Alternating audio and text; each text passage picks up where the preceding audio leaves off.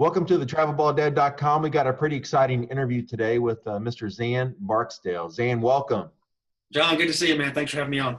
Xan and I have known each other for at least 10 years, maybe more, but Xan used to be a coach at the University of Louisville, and that's where I met him when I used to umpire, and he and I have followed each other over the years, and he's had a tremendous success off the baseball field as well. But kind of going back to baseball at some point, he's involved with the Team USA program in some capacity. Some great news is coming down the pike that we cannot divulge at the moment. But Xan, welcome, man.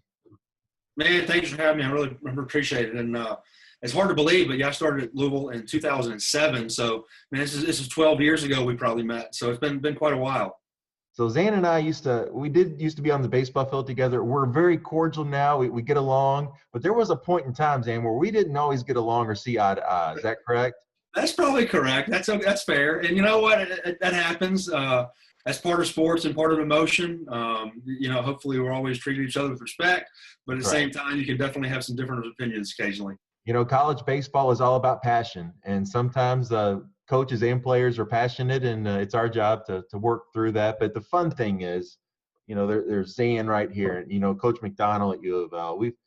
We've grown to have relationships that have stood the test of time. Yes, we have had our battles, but it's fun to keep talking over the years and see how each other is doing. But last week, Xan, I wanted to follow up on the video that you posted about a week ago, which has gotten about 50,000 views on Facebook. We'll make sure to put a link to it in the notes here. But the topic was around, should dads coach youth sports? Should there be daddy ball?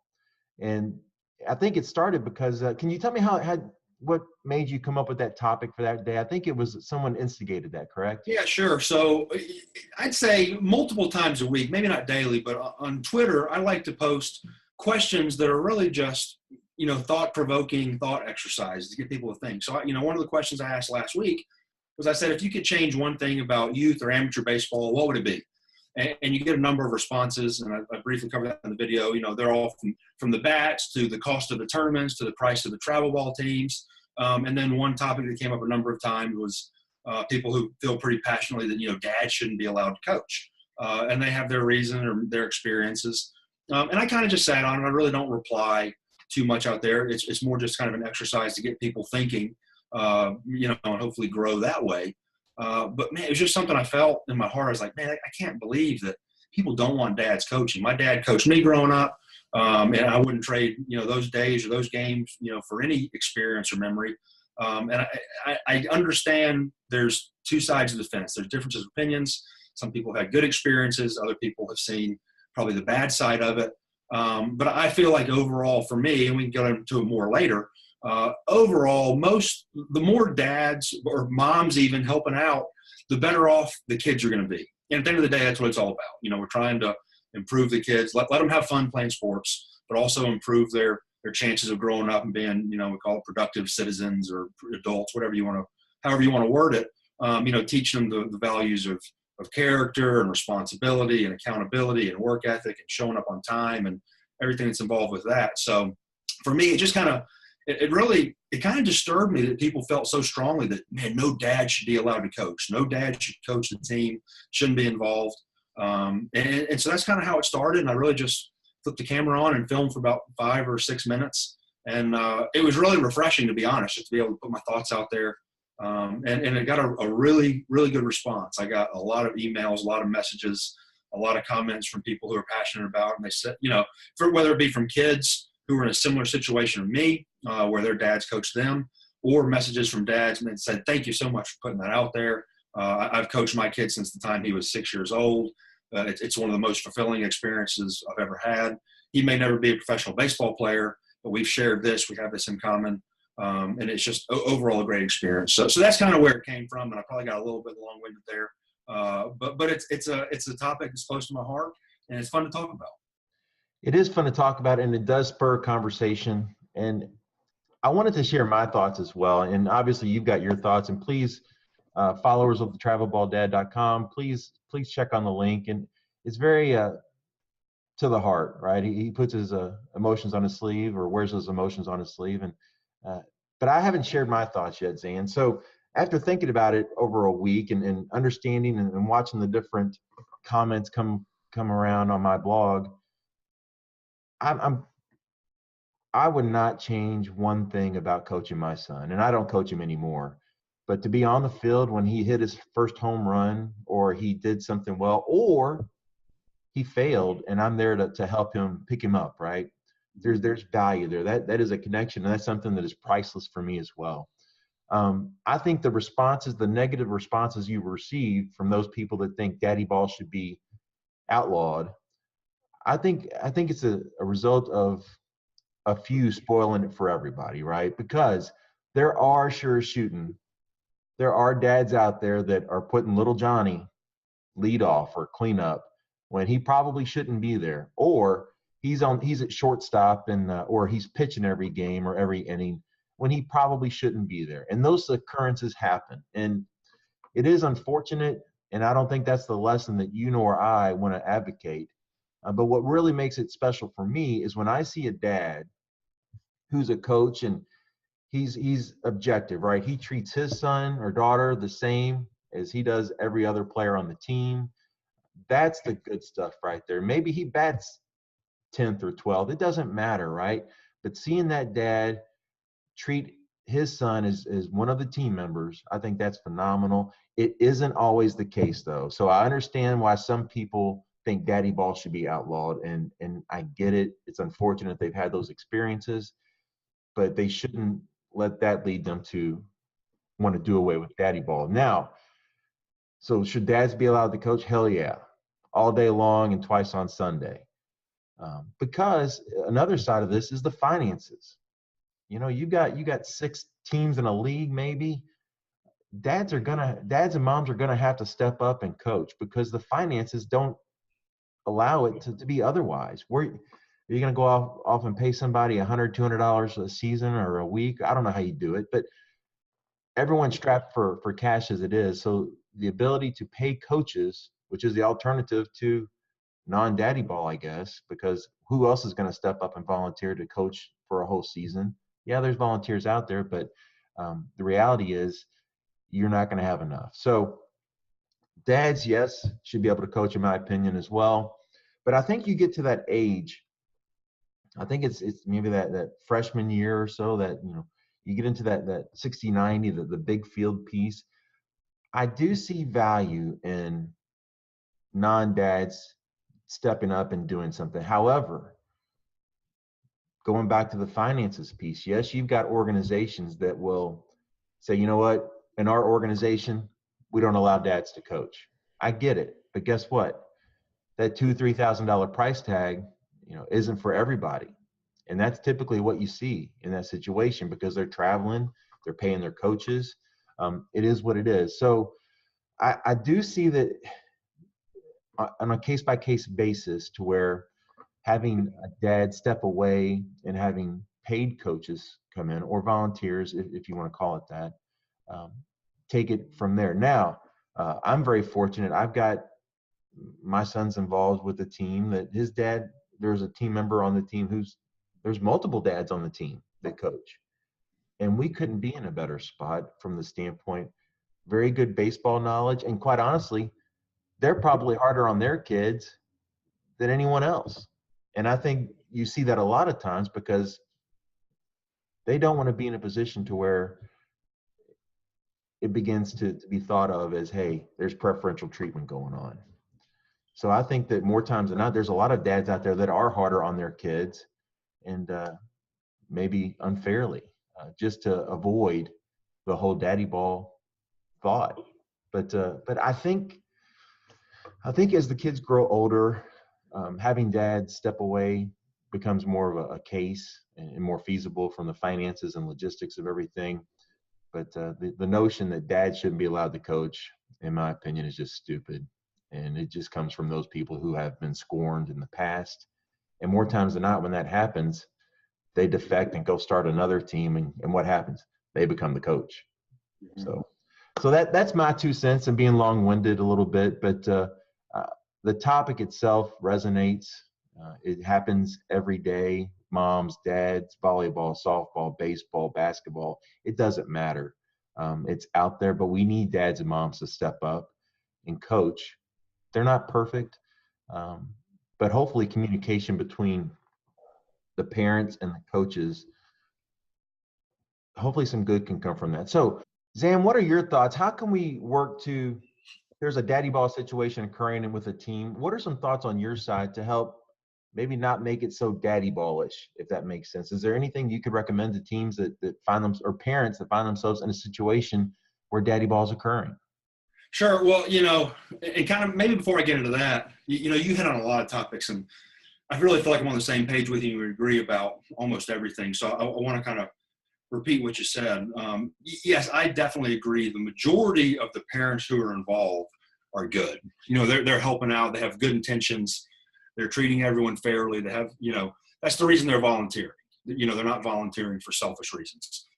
Yes, there's some people out there that don't, but I think it gets magnified because when somebody has a bad experience, they want to go tell everybody about it.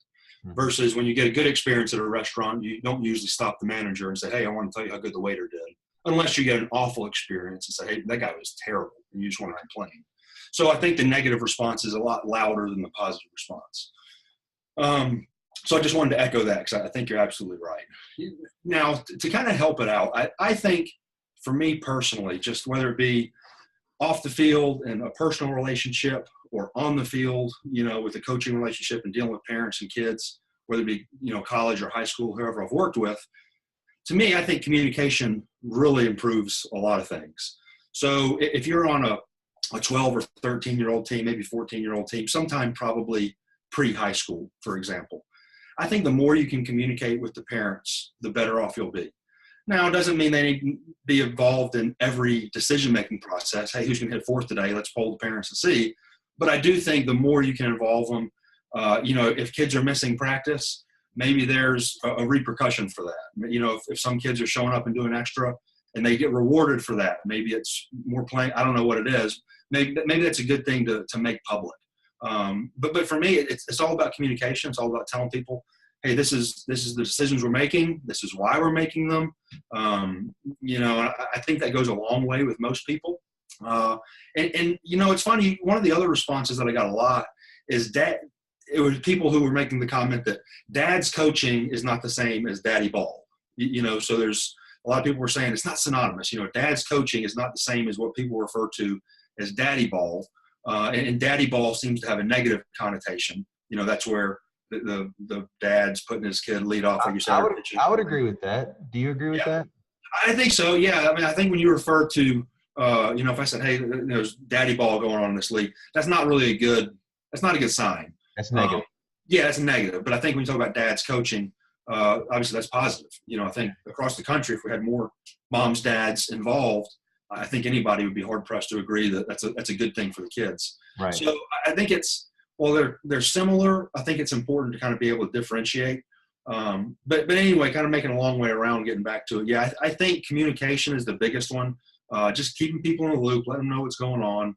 And like you said, in my experience, it seems like most of the parents that coach their own children are a little, I hate to say harder on them, but maybe hold them to a higher standard than some of the other kids. So I don't think they're necessarily letting them get away with things. And I think maybe if you communicate that to everyone, kind of let them know, I think it just goes a long way.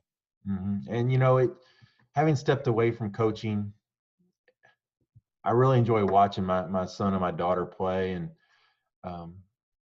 there's probably times where I was unfairly hard on them, right? Because you don't want that daddy ball thing to pop up. And it is fun to sit back as a coach. And for those that coach my kids, I'm sure that they would like to sit back and watch sometimes too, because coaching is a commitment. There's a lot of hours that go into it that a lot of parents and fans don't see.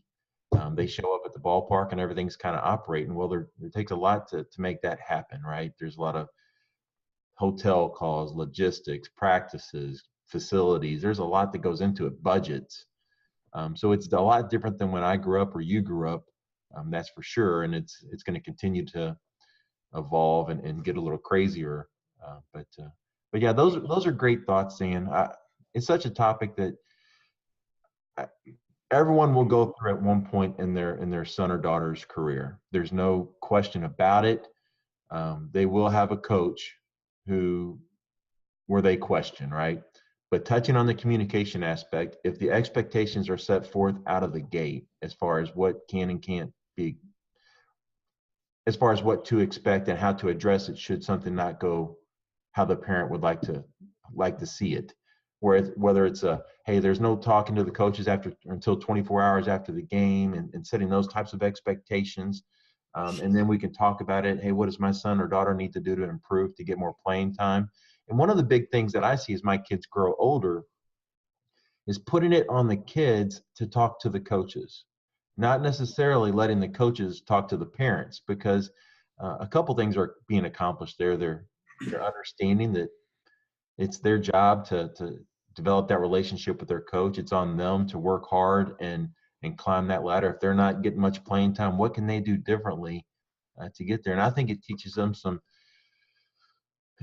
I don't know what the right word to call it is. Some responsibility. You know, you touched on responsibility. That responsibility of being able to address your coach, whether it's high school softball or middle school softball, or if it's a job 10 years later. They're going to have to figure that out at some point. And why not teach them at a younger level to give them the foundation for success outside of sports? Because we love sports, obviously, but there's so much we take away from sports and apply it in our everyday life, whether it's business or working out or just overall relationships. So once again, I'm kind of a little bit long-winded like yourself, but no, that's okay. Yeah, well, it's a passionate topic and it's important, and these conversations need to happen. And I think it's great that they're happening publicly where other people can get involved and leave comments and chime in and start to communicate. But no, I think you're exactly right. And most of my coaching experience is with older kids. Like I said, I was a college coach for 10 years or so. Now I'm involved with guys a little bit younger for the most part. And I do think that there's a lot of times when parents want to have communication with the coach, and I think coaches should communicate with parents, and that doesn't need to be 5 minutes after the game. Probably not. There's a time and a place for it. Let's let the coaches do their job. Let's step back, let everybody relax, cool down, have a cooling off period. I don't disagree with that. But I think if you want to approach a coach and talk about, a topic such as playing time, for example, I think it's a great opportunity that, okay, well, I'll talk to you about your son's playing time, but let's have him involved in the conversation. Like, he's going to be here sitting with us. And a lot of time that changes the tune really quickly. That's a great recommendation, Xan. It makes a lot of sense. It does change the tune, right? You're putting it out there, right? There's no secrets. It is what it is. Yeah. Well, Xan, let me ask you this. Great topic. Thanks for taking the time today. Where can our followers find you and follow you and support you?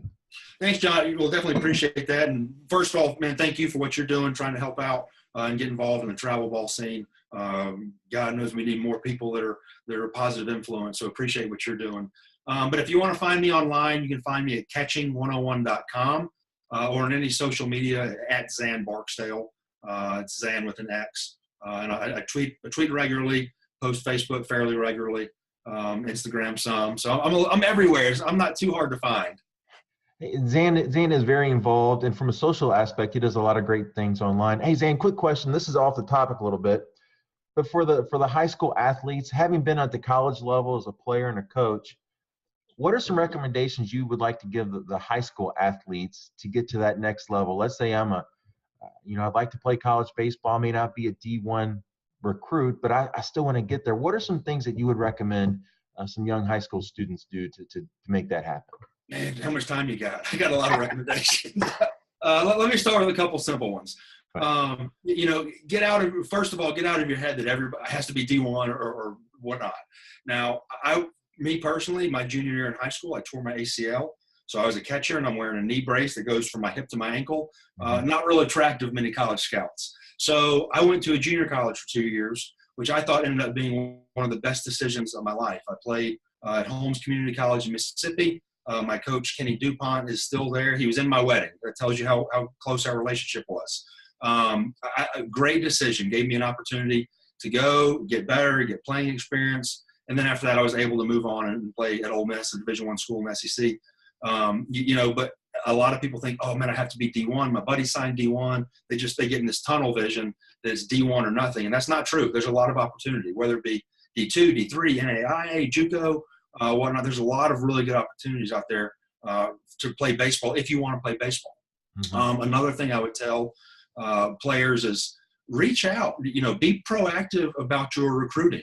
As a previous college recruiting coordinator, you get a lot of emails. I don't want to say it's hundreds every day. You get a lot of emails every day from parents or coaches, somebody saying, hey, you should check this kid out. My kid's really interested in your school. And it's just like, if your kid's so interested in my school, why is he not the one emailing me or calling me or trying to get in touch with me? Like, I want to hear from him. I don't want to hear from mom or dad and they're telling me he's interested. I want to hear from him come out of the words his mouth that he's interested.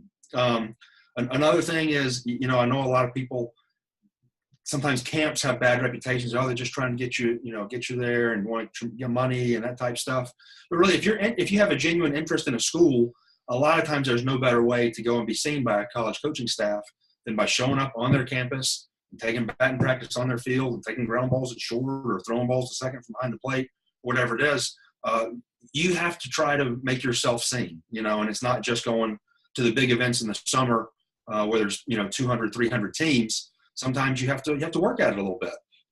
So man, I would tell guys that definitely be proactive, and coaches want to talk to you. They don't want – I hate to say they don't want to talk to your parents because that is part of it, and you want to talk to parents at times. But in the beginning, we want to have a relationship with you. I'm going to coach you for the next 4 years. Let's see how interested you really are. So Xan, can you help parents understand? Let's take Division I, for example. How many scholarships are available at the Division I level, and how many players are on a roster? Can you help them understand that? Yeah, sure. So it's really crazy. And I've been out of the college game for 4 years, kind of doing the private thing and with USA Baseball and that type of stuff. So things are changing slightly, but the numbers are still each team gets 11.7 scholarships, and that has to be divided between the maximum roster size is 35. And not everybody, as you're probably well aware if you're a parent watching this, it's very rare that your son's going to get a full college athletic baseball scholarship. Does it happen in rare instances? Yes, it does. If a school has a really big need for whatever skill set your son possesses, that could happen. If there's a strange recruiting period where, hey, we're losing 4 catchers this year, we don't have anybody else coming in, we need somebody that can step in right away now. Maybe you hate to say overpay, but you kind of overpay. You're willing to pay a little bit more for somebody to do that. But yeah, most guys, I hate to put a number on it, between 25 and 60 to 70%, that's going to be, the average. I know that's a broad range, but most guys are getting probably half or less paid for. Again, depending on your position and all that other stuff, there's a lot of variables. Is that consistent at the Division II and NAIA levels? Is there any discrep or variances? I know there are some differences, and I'll be honest, I don't want to put out anything that's wrong because I've been away from it a little bit, and I'm even a little bit further removed from NAIA and D2 and D3. They have some different rules. Like I said, I don't know how their rules have changed, so I don't want to. All right, you can speak to what you know, and I appreciate that. We don't want to spread any false rumors, right? Sure. Cool, man. Well, I'll tell you what, I know you got a lot going on. We really appreciate it. Make sure you follow Xan at Catching 101. Is it catching-101.com? Either one will get you there. Yeah, Catching 101, Catching-101, whatever. So hey, he's done a great job of from a technology aspect. And from an event, are you still doing the Catching 101 conference in the fall, Xan? Yeah, I do. So I have a catching conference in December called CatcherCon. It's in Nashville every year. Where we have had players come, parents come, had coaches come. A lot of times we have coaches and instructors speak, but I know from the catching standpoint that a lot of areas don't have what they consider a really high profile catching coach. So parents end up becoming their own son's catching coach. That's pretty cool. And that's the reason they're buying a DVD or attending a conference or going to a camp, so that when they go back home to middle of nowhere Kentucky, where I live, they can apply the knowledge or apply what they've learned, to their son. So parents, if you got a son or daughter that's a catcher, and I'm thinking this would apply to the softball side as well, Xan? Absolutely, yeah. If you got a son or daughter that's a catcher, you find a lot of value in heading down to Nashville in December to hear Xan and his staff talk about catching and learn from them. But hey, thanks so much, Xan. Hang on one second when I conclude this, but We appreciate you taking the time. And thanks again. Like I said, I appreciate what you're doing for travel baseball, and keep up the good work. Thanks, Ann.